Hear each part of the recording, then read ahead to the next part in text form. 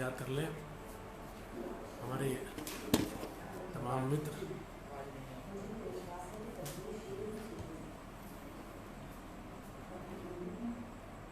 नित्यानंद जी आ गए हैं।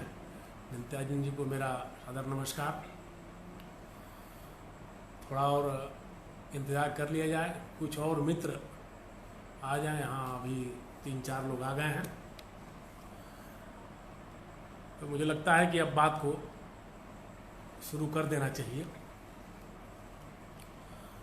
बंधुओं, हेमा जोशी जी आ गई हैं, आपको भी सादर नमस्कार। आदित्य विक्रम जी आ गए हैं, आपको भी सादर नमस्कार। नित्यानंद जी आ गए हैं, सादर नमस्कार। सुनील प्रकाश भारद्वाज जी आ गए हैं, आपको भी सादर नमस्कार। राजकिशोर सिन्हा जी आ गए हैं, उनको भी मेरा सादर प्रणाम। प्रशांत पांडे जी आ गए हैं, इनको भी मेरा सादर प्रणाम। अब हम लोग संख्या इतनी हो गई है कि हम आगे शुरुआत कर सकें। रवीश तिवारी जी आ गए हैं, उनको भी मेरा सादर नमस्कार। बंधुओं, आज का जो विषय है वो बड़ा महत्व का है, और मैं कहूँ, आवाज़ आ रही है मेरी? अब अगर ठीक आवाज़ नहीं आ रही है तो बताइएगा। आज मैं पूरी तरह से संवाद की मुद्रा में हूँ। आवाज़ आ रही होगी तो थोड़ा हमें आप इसका निवेदन कर रहा हूँ मैं। एक मिनट, मैं हेडफोन लगा लेता हूँ, एक मिनट जस्ट।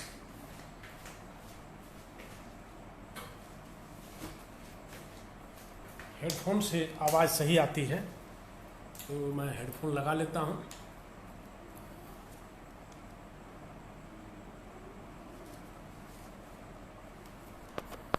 बंधु, आज मैंने विचार किया कि आज के इस सत्र को हम लोग संवाद की शैली में, या कहें सहज बातचीत की शैली में करेंगे। अब आवाज़ ठीक आ रही होगी। तो आज का जो विषय है वो विदेशी षड्यंत्र और हिंदी भाषा को लेकर के है। जब हम विदेशी षड्यंत्र की बात करते हैं और हिंदी भाषा की बात करते हैं तो कुछ मौलिक प्रश्न खड़े हो जाते हैं, और ये जो मौलिक प्रश्न हैं इनका सीधा संबंध भाषा की सामान्य समझ से है। जब हम भाषा कहते हैं तो भाषा की जो समझ है वो तो सार्वभौमिक है। इस विषय में मुझे या आप सबको कोई मन में भेद नहीं होना चाहिए कि भाषा की जो समझ हिंदी भाषा के लिए होगी वैसी ही समझ या उससे भिन्न समझ अंग्रेजी के लिए होगी, या उससे भिन्न समझ फ्रेंच के लिए होगी। ऐसा नहीं है। भाषा की जो समझ है वो सार्वभौमिक समझ है, और उसको हमको समझना होगा। लेकिन हुआ क्या कि भाषा को जो समझ विकसित की गई, खास करके भारत में, वो समझ कह सकते हैं उसमें भी एक साम्राज्यवादी सोच थी। इसलिए मैं कहता हूं कि भाषा को हथियार के रूप में इस्तेमाल किया गया। जो विदेशी षड्यंत्र है वो इसलिए है कि हिंदी भाषा को एक हथियार के रूप में इस्तेमाल किया गया। भाषा की जो समझ है, भाषा के बारे में कुछ बातें बड़ी साफ हैं। उसके लिए मुझे या किसी को बताने की जरूरत नहीं है कि मैं कहूंगा तो वही समझ है। वो बहुत स्पष्ट समझ है कि कोई भी भाषा जिस समूह में प्रयोग की जाती है उस समूह के लोग उस भाषा के माध्यम से अपने भाव, अपने विचार, अपनी चिंतन परंपरा, अपनी संस्कृति अपने इतिहास इन सबको अभिव्यक्त करते हैं। जब मैं शब्द इस्तेमाल कर रहा हूं अभिव्यक्त करते हैं, तो अभिव्यक्त का मतलब है कि वो केवल कहते नहीं हैं, बल्कि उससे एक और शब्दावली का मैं इस्तेमाल करूं, संप्रेषण करते हैं। यानी वो कहते हैं और उनका समूह, उनका भाषाभाषी समाज उसी अर्थ में उन चीज़ों को, उन तथ्यों को, उन भाव, विचार, घटनाओं, बिंबों को ग्रहण करता है। भाषा की अगर मैं कहूं कि एक सतही परिभाषा ये होती है, हो सकती है कि भाषा हमारे संप्रेषण का माध्यम है, जिसके द्वारा हम किसी भी बात को, कोई भी विचार, कोई भी भाव, घटना, विवरण, इतिहास, संस्कृति जो भी हो, उसको एक बड़े समूह तक संप्रेषित करते हैं। और संप्रेषित करते हैं तो इस संप्रेषण में जो संप्रेषण क्रिया होती वो क्या होती है कि जो भाव विचार हमारे मन मस्तिष्क में आया, उन भाव विचार के लिए हमने जिन शब्दों का विधान किया, वाणी के माध्यम से या लेखनी के माध्यम से जिनका विधान किया, उन शब्दों के, उन उच्चारों को सुन करके हमारे समूह, हमारे भाषाभाषी समाज के लोगों ने उनको सुना और सुनने के बाद उन भाषिक उच्चारों से उस व्यक्ति के मस्तिष्क में उसी तरह के अर्थ की सृष्टि हुई जैसा कि अर्थ बोलने वाले ने, वक्ता के मस्तिष्क में जिस तरह के अर्थ की सृष्टि हुई थी। अगर वक्ता और श्रोता समूह, इन दोनों के मस्तिष्क में जो भाव विचार हैं, यदि उनमें समानता हो गई तो हम कहते हैं कि भाषा संप्रेषण कर रही है। जिस विचार भाव को हमने कहा वो संप्रेषित होकर के हमारे भाषाभाषी समूह में गया। बंधु, भाषा को जितना मैंने अध्ययन किया, इसी रूप में पाया कि उसकी एक सतही परिभाषा, आप कह सकते हैं कि लेमैन की परिभाषा, आप कह सकते हैं हल्की परिभाषा संप्रेषणीयता से दी जा सकती है। क्यों?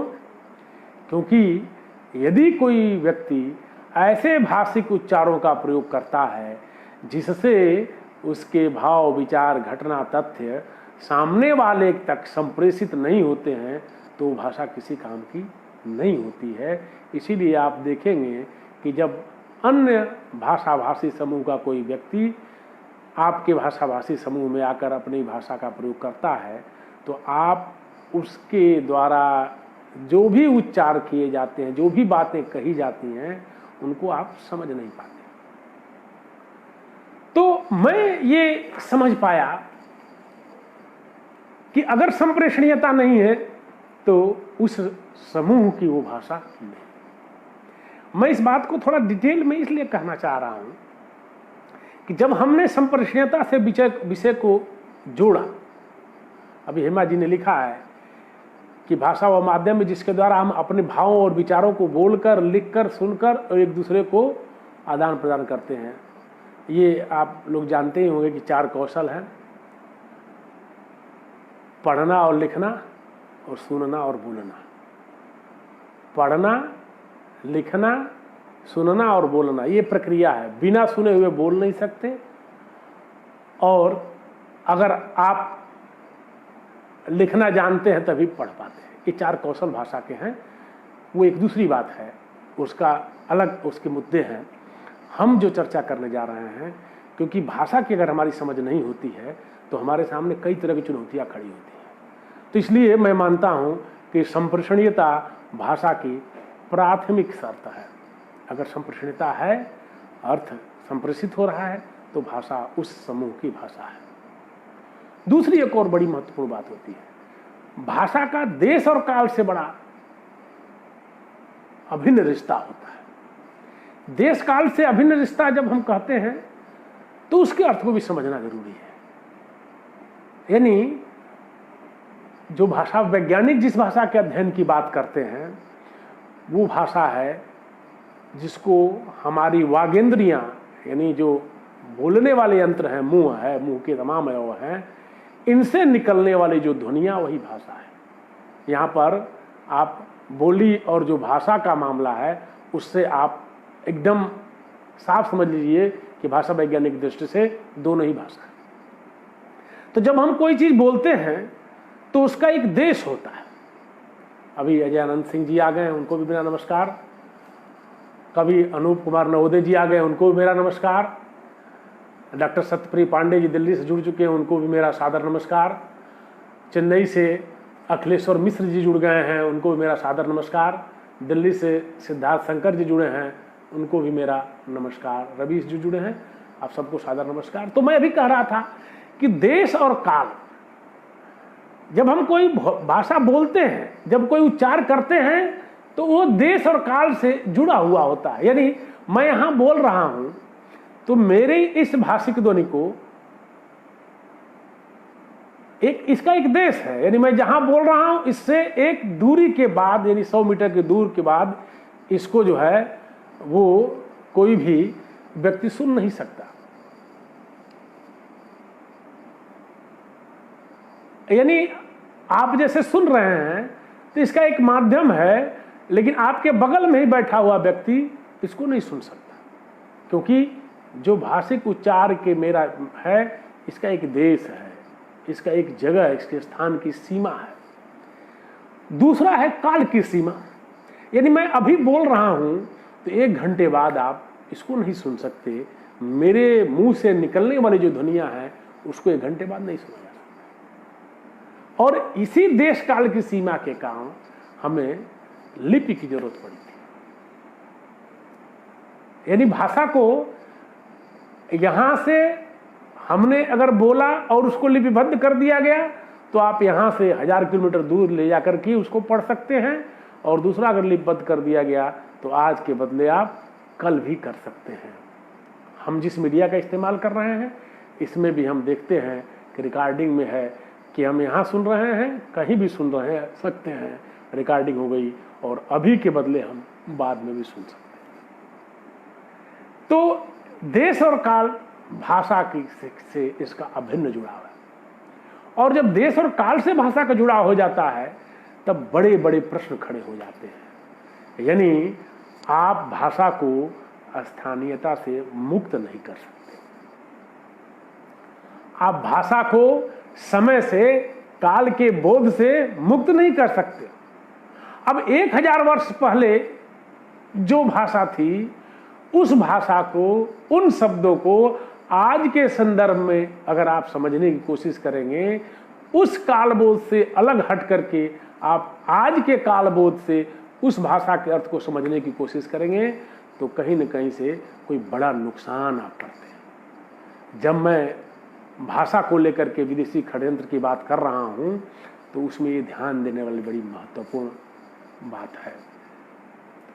हमने जब देश और काल के बोध से भाषा को युक्त समझा तो हमारे सामने कठिनाई नहीं होगी। क्यों कठिनाई नहीं होगी?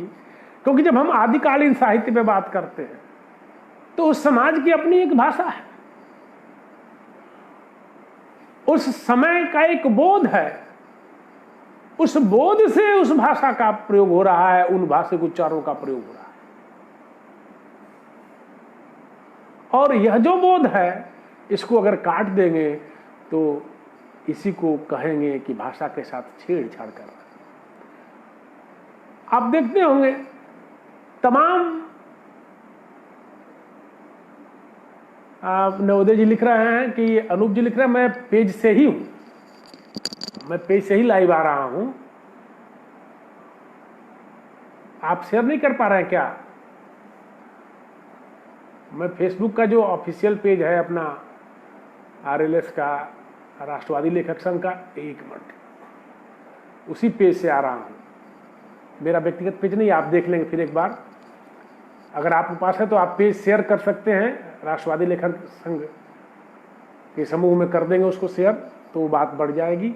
और हमारे जो मित्र अन्य समूहों से भी जुड़े हुए हैं उनसे भी मेरा निवेदन है कि आप उनको, जिन जिन ग्रुपों में जुड़े हुए हैं उनको आप शेयर कर दें, क्योंकि मैं चूँकि अपने ही मोबाइल से आ रहा हूँ लाइव, इसलिए मैं शेयर नहीं कर पाऊँगा इससे, और शेयर करने पर डिस्टर्बेंस होगा। तो जो मित्र हमारे, जो बंधु जुड़े हुए हैं वो अपना शेयर कर देंगे।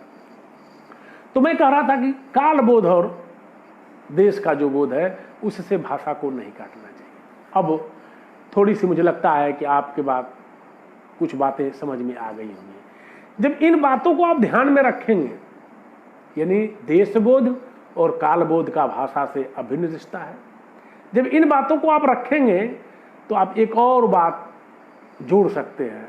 ये बात यद्यपि मुझे बाद में करनी है, लेकिन अभी मैं कह दूंगा तो कम से कम उस तरह तमाम प्रश्न नहीं आएंगे।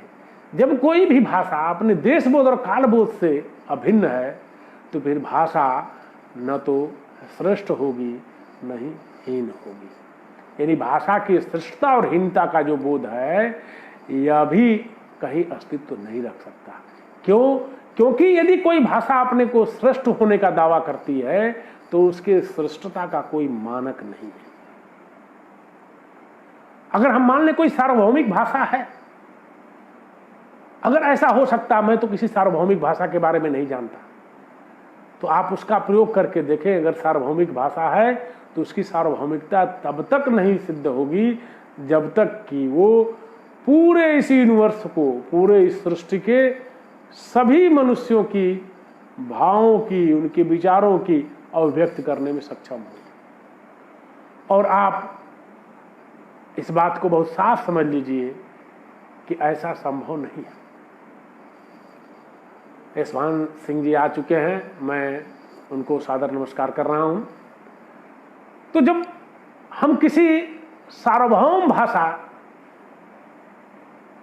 का अस्तित्व नहीं पाते हैं तब भाषा की श्रेष्ठता और हीनता का भी कोई मतलब नहीं होता।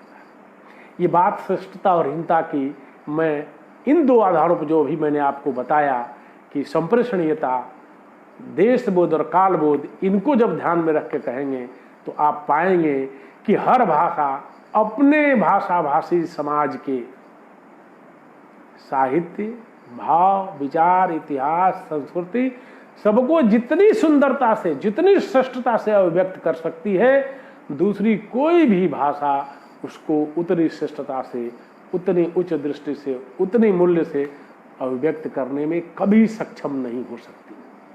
इसीलिए यह भी एक विषय कई बार चलता है।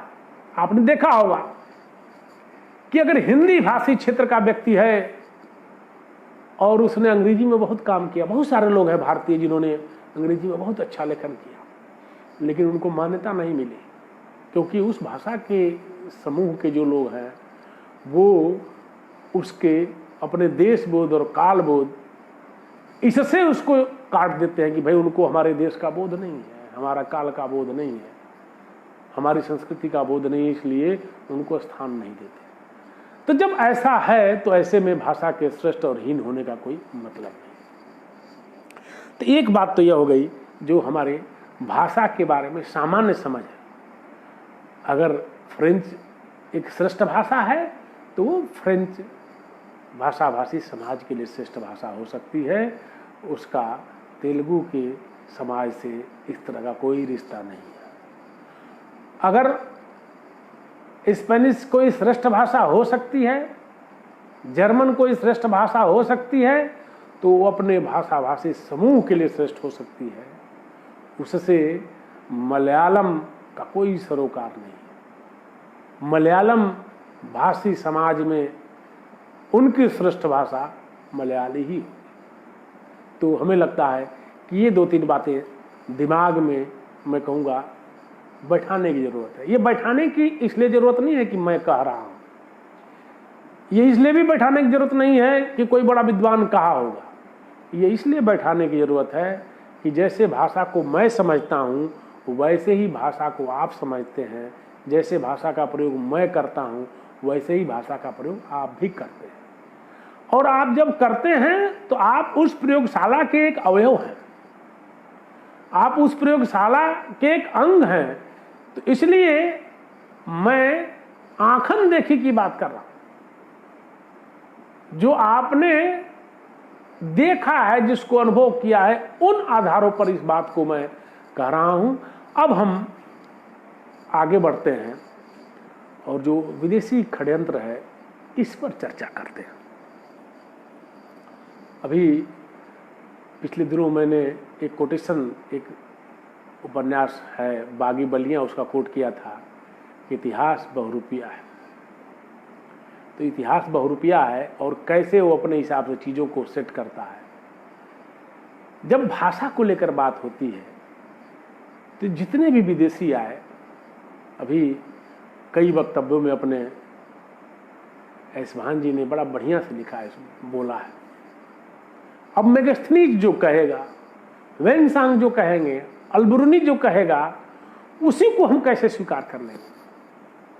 कोई व्यक्ति 2 साल, 4 साल, 5 साल, 6 साल, 8 साल रहने के कारण से उस भाषा के स्थानबोध और कालबोध से किस सीमा तक परिचित हो सकता है?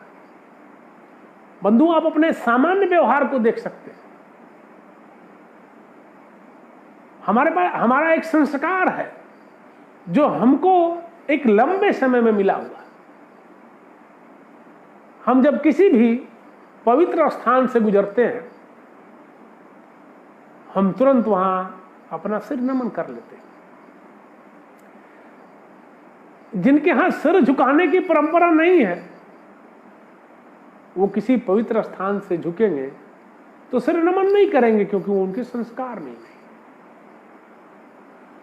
हमारे लिए हनुमान जी एक देवता हैं, लेकिन जिसके यहां ऐसी संकल्पना नहीं है, जो निजी हितों से आगे तक नहीं बढ़ पाया, जो महिलाओं को इंसान मानने को तैयार नहीं है, उस व्यक्ति से आप कैसे कल्पना कर सकते हैं कि वो हनुमान जी को भगवान मान लेगा, ईश्वर मान लेगा?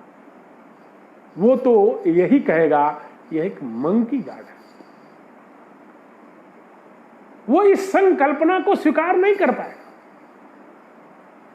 अब आप कल्पना करिए कि जितने विदेशी आए, उन्होंने जो लिखा वही कैसे मानक हो सकता है? यह एक हमारे इतिहास के साथ, भाषा के साथ एक बड़ा षड्यंत्र का एक हिस्सा है।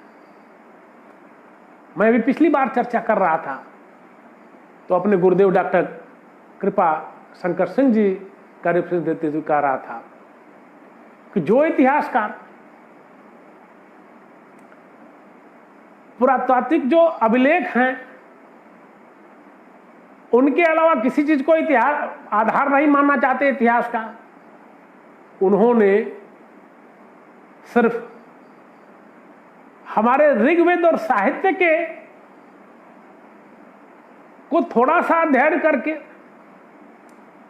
और काल का निर्धारण कर दिया। ऐसा क्यों किया गया? क्योंकि उनका अपना एक एजेंडा था। और एक बात है भी कि कोई भी विदेशी यदि आता है हमारे देश में, क्यों आता है, किस पर्पज से आता है? अगर उसका उद्देश्य ऐसा है क्योंकि सीखने आ रहा है, जीने आ रहा है, तब तो थोड़ा बहुत वो हमारे बोध से परिचित हो सकता है। लेकिन यदि वो व्यापार करने आ रहा है तो उसको हमारे बोध से क्या मतलब भाई? उसको हमारे बोध से कोई मतलब तो है नहीं। उसके पास अपना एक एजेंडा जरूर होगा और उस एजेंडे से वो चीजों को सेट करता है। इसीलिए जब इतिहास, भाषाओं के इतिहास की बात आई तो उसमें भी यह पूरा का पूरा षड्यंत्र लाया गया। अब आप देखेंगे, मैं तो केवल वो विदेशी यात्रियों की बात आप छोड़ दीजिए, मैं तो उन इतिहासकारों पर भी उंगली उठा रहा हूं जो बाहर से आकर के हमारे यहां दरबारों में तमाम इतिहास लिखे। पूरा का पूरा मध्यकाल आप देखें तो मध्यकाल के एक बड़ा हिस्सा ऐसा है जिसको भारत की न तो भाषा का बोध है, न देश का बोध है, न काल का बोध है।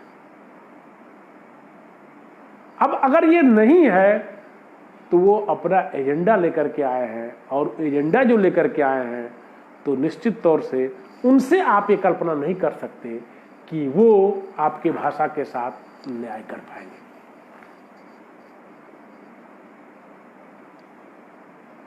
अब थोड़ा सा और आगे हम बढ़ें विषय को, और यदि हम बढ़ाएं तो मेरे पास एक दो कोटेशन है जिसको मैं आप लोगों को सुनाऊंगा भी, कि भाषा को लेकर के, खासकर अगर हिंदी भाषा को देखें आप, तो हिंदी भाषा का अगर विकास आप पाए तो पिछले 1000 वर्षों से चल रहा है। मुझे कतई समझ में नहीं आता, जिसका उस भाषा को लेकर के इतने हल्के में कैसे भाषा के इतिहासकारों ने लिया। यानी पूरा का पूरा जो हिंदी भाषा का लेखन है उसको खारिज कर दिया गया। खारिज करने वाले कौन लोग हैं उनको भी आप थोड़ा सा देखें तो आपको बात समझ में आ जाएगी। मुझे बड़ा अजूबा जैसा लग रहा था जब हम पढ़ते हैं कि भारत का भाषा का, या कहते हैं भारत की भाषाओं का जो अध्ययन किया, पहले किन लोगों ने किया, आपको आश्चर्य होगा। भारत की भाषाओं पर जो पहला काम जिस व्यक्ति ने किया उसका नाम है सैमुअल हेनरी केलॉग। इन्होंने भाषा का पहला व्याकरण लिखा। मुझे एक बात समझ में नहीं आती, मैं भाषा विज्ञान में लगातार पिछले 25 वर्षों से काम कर रहा हूँ। हिंदी भाषा को लेकर के मेरा सारा काम है। मुझे समझ में बात नहीं आई कि जो भाषा 1000 वर्ष पहले से लगातार जिसमें लेखन हो रहा है, उस हिंदी भाषा का पहला व्याकरण 1875 में सैमुअल हेनरी केलॉग ने लिखा। इसको कैसे स्वीकार कर लिया जाए? ये हो सकता है, इसमें मुझे कोई आपत्ति नहीं है अगर ये कोई कहे कि भाई हमारे पास कोई ऐसा व्याकरण नहीं है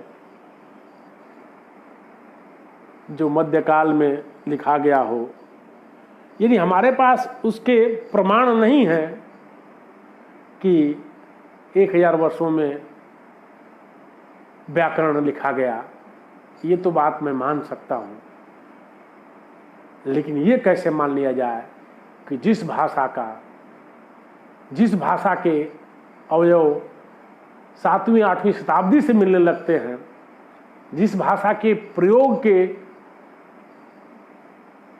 प्रमाण मिलने लगते हैं, अभिलेखों में जिसका उल्लेख है कि हिंदी का प्रयोग शुरू किया गया आज से 1000 वर्ष पूर्व, उस भाषा का व्याकरण 19वीं शताब्दी में लिखा गया हो, ये समझ से परे है।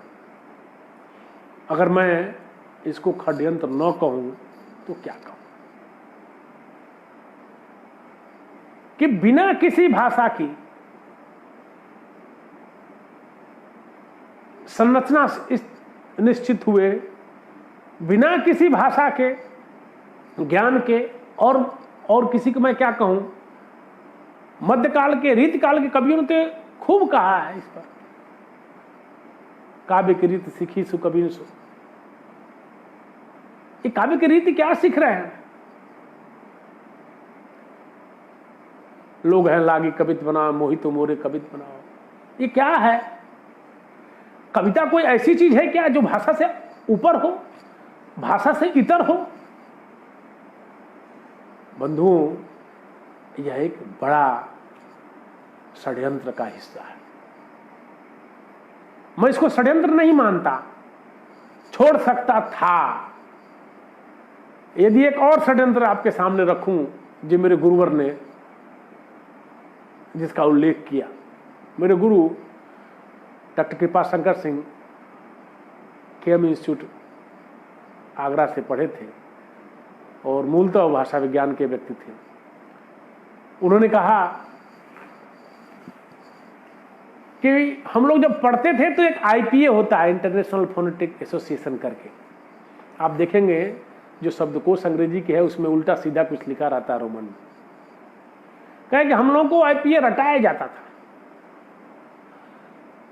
उन्होंने कहा कि मैं पिछले 50-60 सालों से इस बात को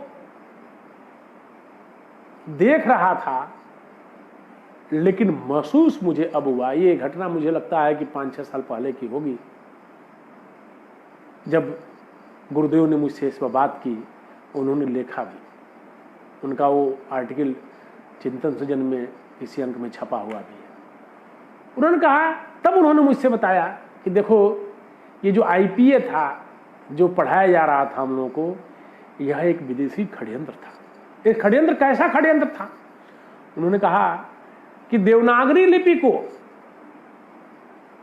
स्थापित हटाने के लिए, उसको रिप्लेस करने के लिए, उसको स्थापन करने के लिए आईपीए पढ़ाया गया। क्योंकि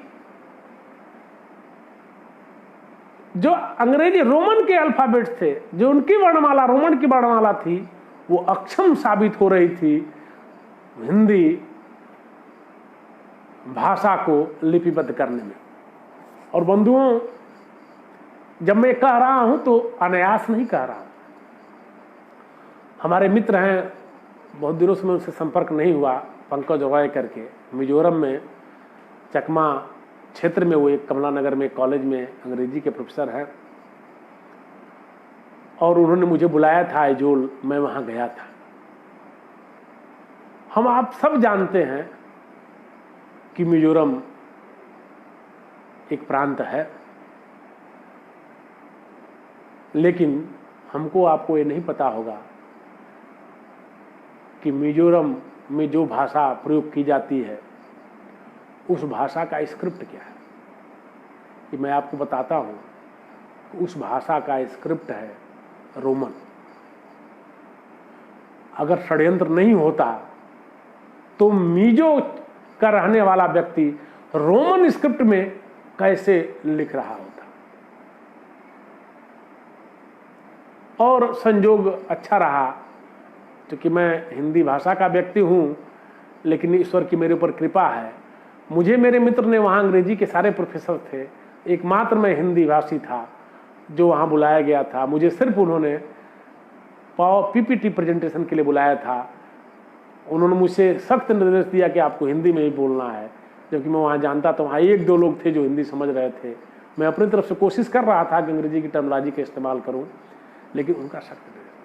वहाँ जाने पर पता चला कि जो चकमा क्षेत्र के लोग हैं उनकी भाषा लुप्त प्राय हो चुकी है। वो अपना इतिहास खोज रहे हैं, अपने स्क्रिप्ट खोज रहे हैं, अपनी भाषा को खोज रहे हैं। वहां जाने पर एक और बात समझ में आई कि कैसे भाषा को हथियार बना करके, सिर्फ स्क्रिप्ट को हथियार बना करके संस्कृति के बोध को नष्ट किया जाता है। वहां कुछ लोगों के नाम के आगे कुछ अलग अलग टाइटल एक आध लोगों की थी। मेरी जब चर्चा होने लगी तो उन्होंने कहा मुझसे कि यहां के मिजोरम के लोग गए थे, जो क्रिश्चियन है, गए अपना यूरोप में जहां उनका, या वेटिकन सिटी है जहां भी गए थे, तो वहां सबसे कहा गया कि आप अपनी संस्कृति का जो है कोई स्थानीय गीत नृत्य प्रस्तुत कीजिए। जब उन्होंने स्थानीय गीत और नृत्य प्रस्तुत करने के लिए जब उन्होंने स्टेज पर गए, जब गीत उन्होंने प्रस्तुत किया, तो वहां के लोगों ने कहा ये तो हमारा गीत है, आप अपना कोई गीत प्रस्तुत कीजिए, आपके यहाँ स्थानीय स्तर पे स्थानीय भाषा में कोई गीत हो उसको प्रस्तुत कीजिए। बंधुओं, वहाँ पर उन मिजो लोगों को महसूस हुआ कि हमारी अपनी कोई संस्कृति है, हमारी अपनी कोई भाषा है, हमारी कोई अपनी स्क्रिप्ट होनी चाहिए। और बता रहे थे हमारे मित्र कि उसके बाद लोगों ने अपने अतीत को खोजना शुरू किया। अब धीरे धीरे नाम के आगे वो टाइटल लगा रहे हैं। ये टाइटल इस बात का संकेतक है कि कैसे वो अपने इतिहास को खोज रहे हैं। बंधुओं, मिजोरम इसका सुंदर उदाहरण है जो मैंने अपनी आंखों से जिसको देखा। तो आईपी एक षड्यंत्र था, एक विदेशी षड्यंत्र था, क्योंकि गुलामी में सबसे बड़ी बाधा भाषा आ रही थी। भारत को गुलाम बनाने में सबसे बड़ी बाधा अवरोध भाषा आ रही थी। इसलिए जो विदेशी है वो एन के प्रकार पहले लिपि को नष्ट करना चाहते थे, लेकिन उनका एक दुर्भाग्य था कि उनके सामने एक ऐसी लिपि थी जिसका उनके पास कोई जवाब नहीं था। इसलिए मैं कह रहा हूं कि यह षड्यंत्र है। भारत में भाषा को लेकर के इतना गंभीर अध्ययन हुआ है, ये मैं नहीं कह रहा हूं, मैं भी ये कोटेशन बता रहा हूं। मैं पढ़ूंगा उन्हीं की शब्दावली को जो पश्चिम के लोग कहते हैं, जो बड़े भाषा वैज्ञानिक हैं। ये ईश्वर की कृपा रही मेरे साथ कि मैं अपने जिद्द के कारण भाषा में जब अध्ययन किया तो मैंने पश्चिम के कई बड़े भाषा वैज्ञानिकों को पढ़ा जो बड़े नाम हैं।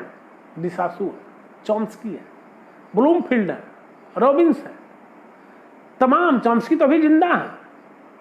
उन सबको मैंने पढ़ा तो मैंने पाया कि वो सभी लोग भाषा के ज्ञान के लिए कहीं न कहीं भारत की तरफ देख रहे हैं, और सिर्फ देख नहीं रहे हैं, वो लिख भी रहे हैं, साफ साफ स्वीकार कर रहे हैं कि भारत में भाषा की एक सुदीर्घ गहन गंभीर अध्ययन की परंपरा रही है। उस चीज को आप थोड़ा सा सुन लेंगे तो और आपको बात साफ हो जाएगी। ये मेरी अपनी बात नहीं है, ये मैं कोट कर रहा हूं उन्हीं को।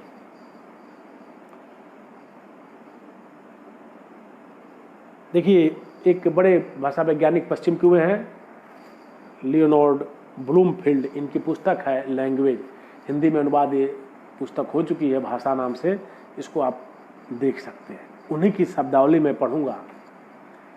और एक मिनट, अपने ऐसे राष्ट्रवादी लेखक संघ के बंधुओं से मेरा एक और निवेदन रहेगा कि ये विषय लंबा चलने वाला विषय है, इस पर हम और भी आगे बात करेंगे।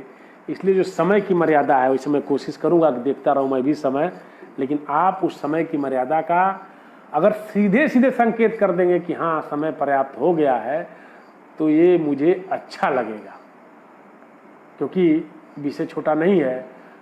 इस विषय को जब मैं उठाया हूं तो मैं ठीक से इसको आपके सामने रखना भी चाहूँगा।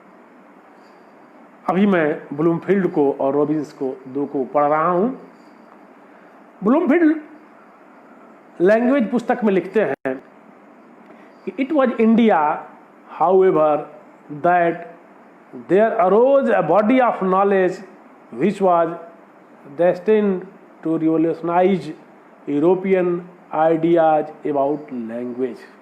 आप देखिए, यूरोपियन आइडियाज को रिवोल्यूशनाइज कर रहा है, भाषा के ज्ञान को क्या कर रहा है कि यह भारतवर्ष था जहां ज्ञान का ऐसा विस्तार हुआ, अरोज बॉडी ऑफ नॉलेज, ज्ञान का ऐसा प्रस्फुटन हुआ जिसने यूरोपीय भाषा विषयक विचारों में क्रांति ला दी। कल्पना कर सकते हैं, जिस देश की परंपरा में भाषा ज्ञान इतना समृद्ध रहा हो, जो यूरोपियन भाषा विषयक विचारों में क्रांति ला सकता हो, उसका इतिहास बताने के लिए लोग कैसे साहस कर दिया आने के लिए।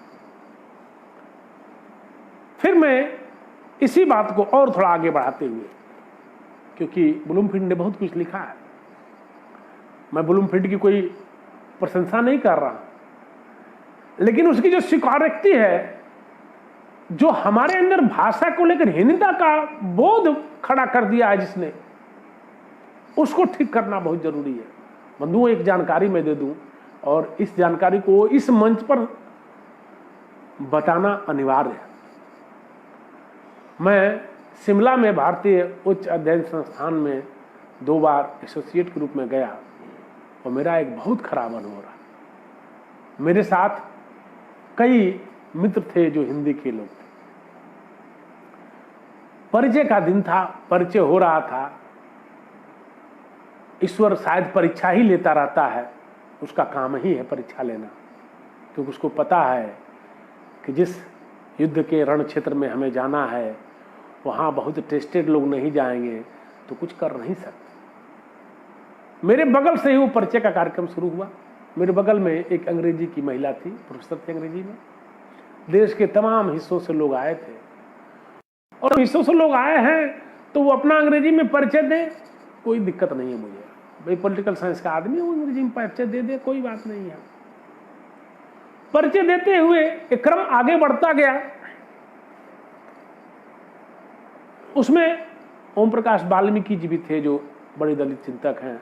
उनसे भी मेरे 1 महीने के साथ में काफी संवाद हुए।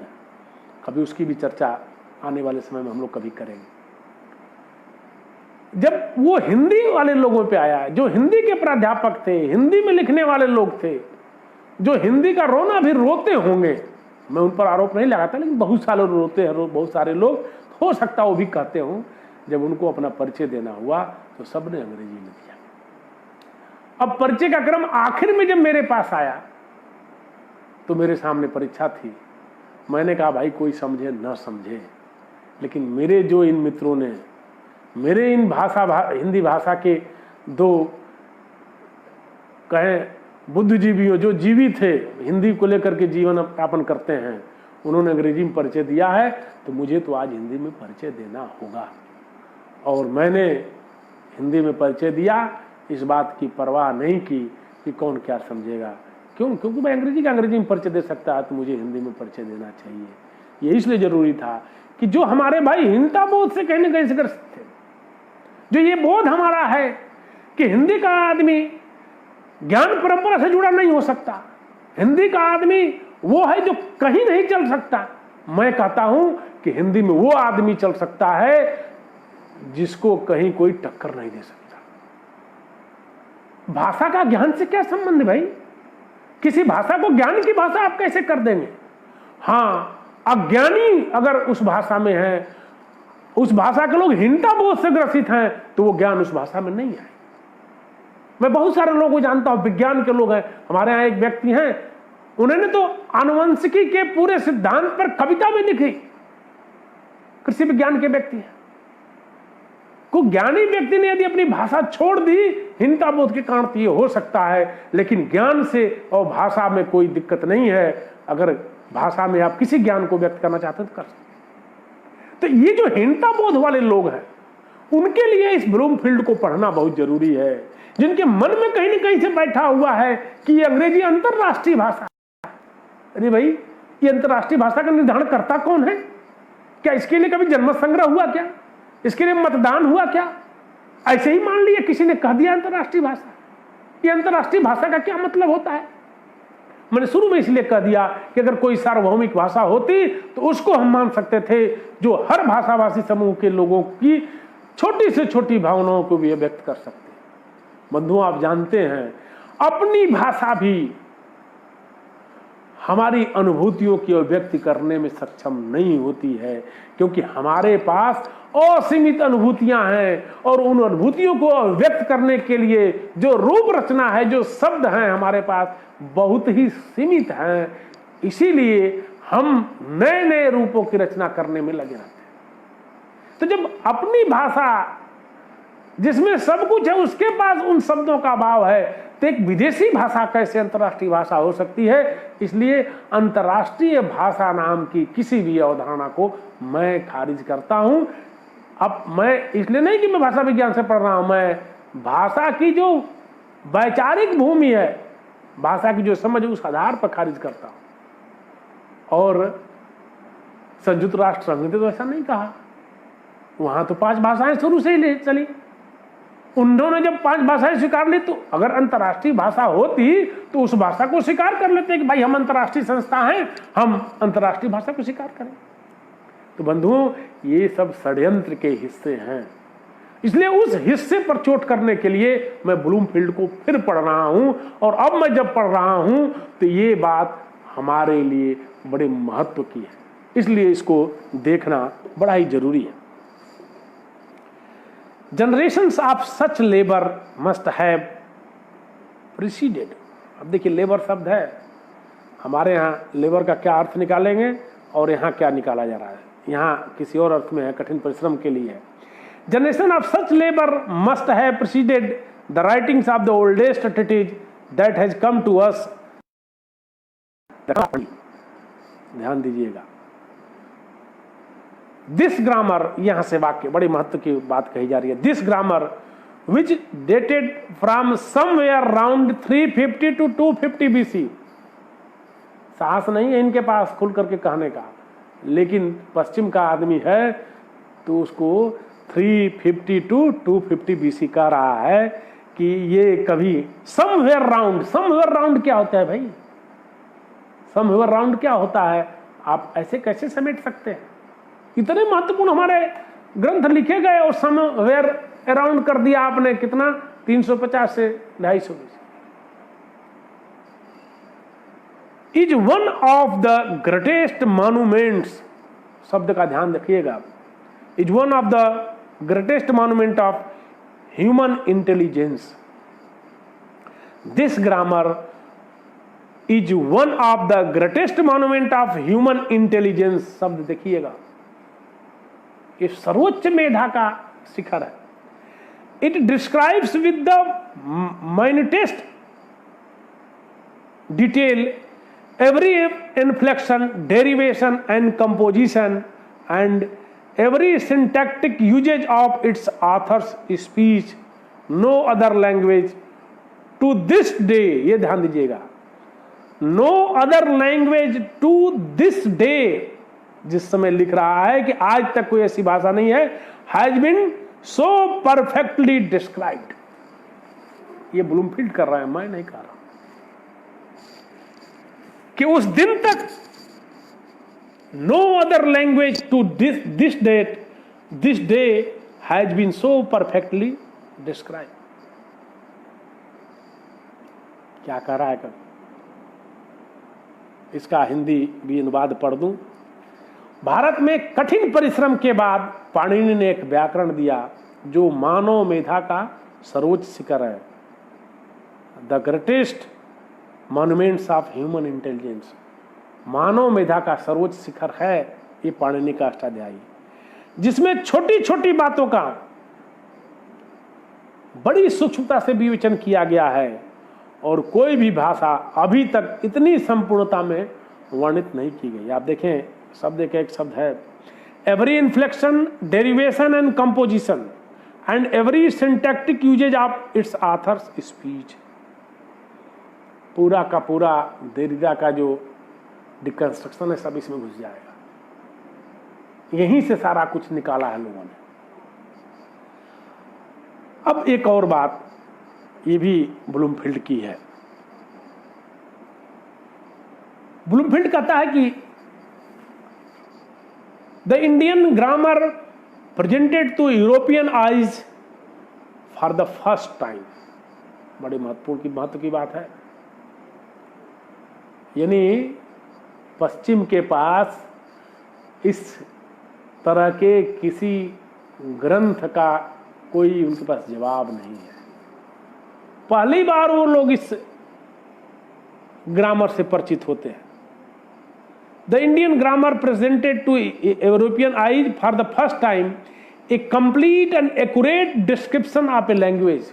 ध्यान दीजिएगा एक शब्द पर, a complete and accurate description of a language.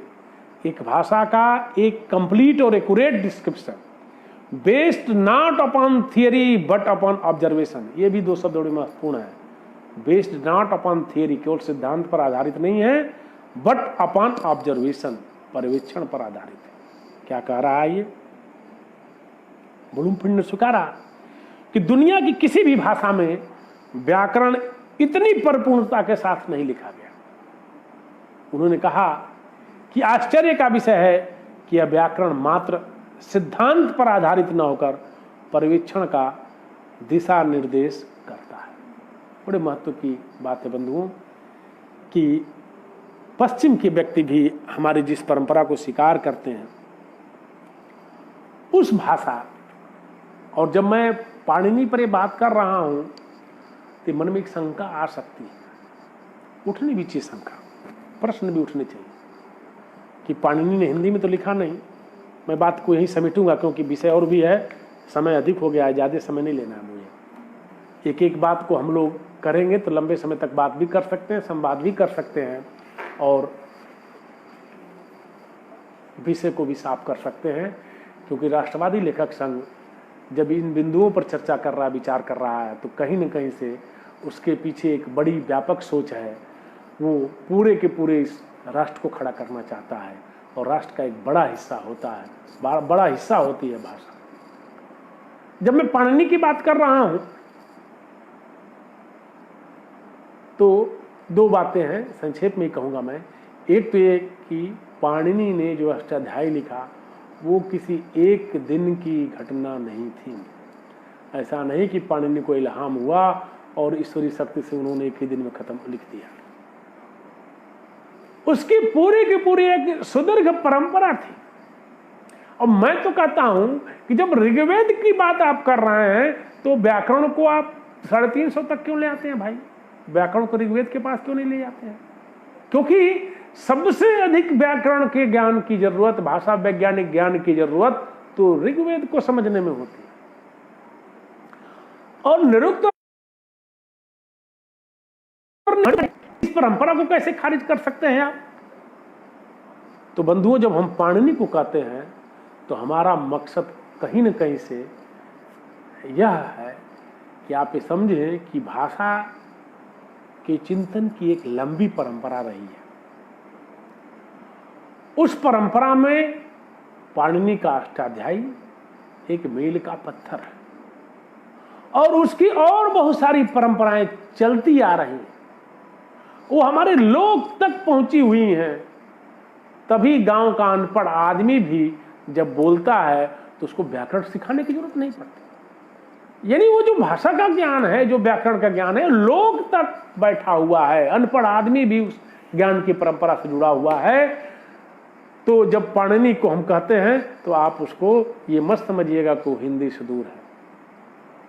आज भी हिंदी को जब किसी नए शब्द की जरूरत होती है, जब किसी नई संरचना की जरूरत होती है, तो उसके लिए हम उसी परंपरा में जाते हैं, क्योंकि वो तो हमारा अधिष्ठान है, वो तो हमारी जमीन है जिस पर हम खड़े हुए हैं। इसलिए जब मैं पाणिनि कह रहा हूं तो आप इस बात को दिमाग से कतई निकाल दीजिए कि हिंदी और पाणिनि में कोई भेद है।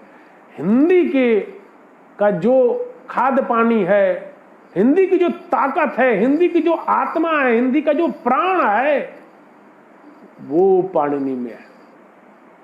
हाँ, एक बात जरूर है कि बहुत सारी चीजें समय के साथ हम ग्रहण करते हैं और कुछ को कुछ समय के लिए छोड़ देते हैं। तो बहुत सारी नई चीजें आती हैं तो उनके लिए भाषा बाहर से बहुत कुछ लेती है और अपना बहुत कुछ छोड़ देती है। जैसा कि हम अपने जीवन में ही देखते हैं। अगर हम अपने जीवन का ही विश्लेषण करें तो बहुत सारी चीज़ों को हम अच्छा जानते हुए भी छोड़ करके और बहुत सारी चीज़ों को स्वीकार करके आगे चलते हैं। तो मैं अपनी बात यहीं पर विराम करूंगा, क्योंकि विषय लंबा है और इस पर फिर अनूप जी हैं, सिद्धार्थ जी हैं, ये लोग जब कहेंगे तो फिर इस पर मैं और भी बात करूंगा। लेकिन आज एक बात तो समझ में सबके आ जानी चाहिए, बैठा लेनी चाहिए कि हिंदी श्रेष्ठ भाषा है और हीनता बोध से हिंदी को उभारने की जरूरत नहीं है। हिंदी के सुधी अध्येताओं को उभारने की जरूरत है कि हिंदी भाषा भाषी समूह जो हीनता बोध से ग्रसित हो गया है, और मैं देख रहा हूं कि दिन पर दिन ग्रसित होता जा रहा है। क्यों? क्योंकि जो एक विदेशी षड्यंत्र है, जो भाषा के साथ एक बड़ा षड्यंत्र चल रहा है, वो आज भी बंद नहीं हुआ है। आज भी हमारे ही लोग इस षड्यंत्र के बहुत बड़े हिस्सेदार हो चुके हैं, जिनसे शायद आप कहेंगे तो तुरंत कह देंगे कि अंग्रेजी बिना काम नहीं चलेगा। बंधु, मैं दावे से कह सकता हूं, मेरे पास इसकी बड़ी अच्छी तर्क है। आप एक डॉक्टर पढ़ता है अंग्रेजी में, और अंग्रेजी में अगर वो प्रैक्टिस कर देगा तो मैं हिंदी का गांव में जाकर के एक डॉक्टर सारा ज्ञान अंग्रेजी में प्राप्त करता है, जर्मन, फ्रेंच, किसी भी भाषा में प्राप्त करके आता है और गांव पे जाता है तो बुढ़िया माई कहता है।